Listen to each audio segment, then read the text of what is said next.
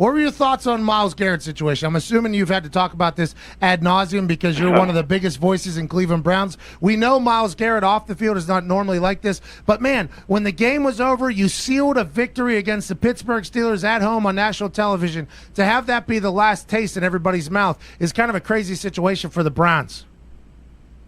Yeah, there's no defense of what Myles did, and Quentin, to his credit, hasn't ripped off anybody's helmet and tried to tomahawk chop him over the head. So I feel like he's playing within the rules as of right now.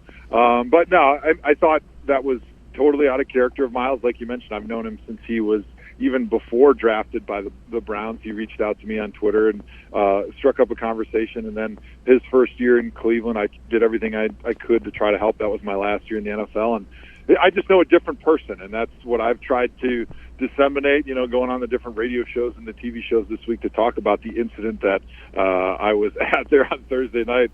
But all I can say is, I guess everybody has that point where they'll snap and they go out of character. They see red, like people have said, and you do things that you regret. And I think as soon as Myles did it, you saw him laying on the ground. He basically was regretting it when he was laying there, and Marquise Pouncey was going curb stomp on him.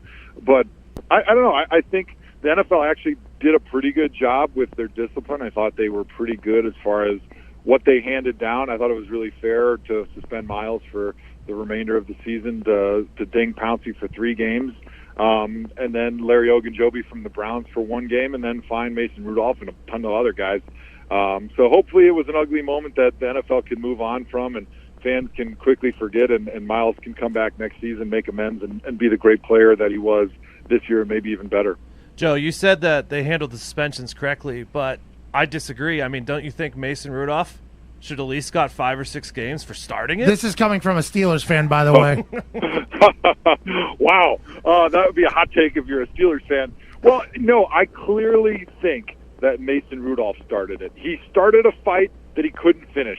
He's used to being a big guy in college football. He is a big quarterback, right? He's 6'5", 225 or whatever he is. But this is a grown man's game, and he's got to understand his role, and he understands the pecking order in the NFL. Until the kicker trots his skinny little butt out there, he is the softest, weakest man on the field. Not the punter. I said the kicker. You as the quarterback, you are the softest man on the field. You do not pick fights with anybody. That's what your offensive line is for.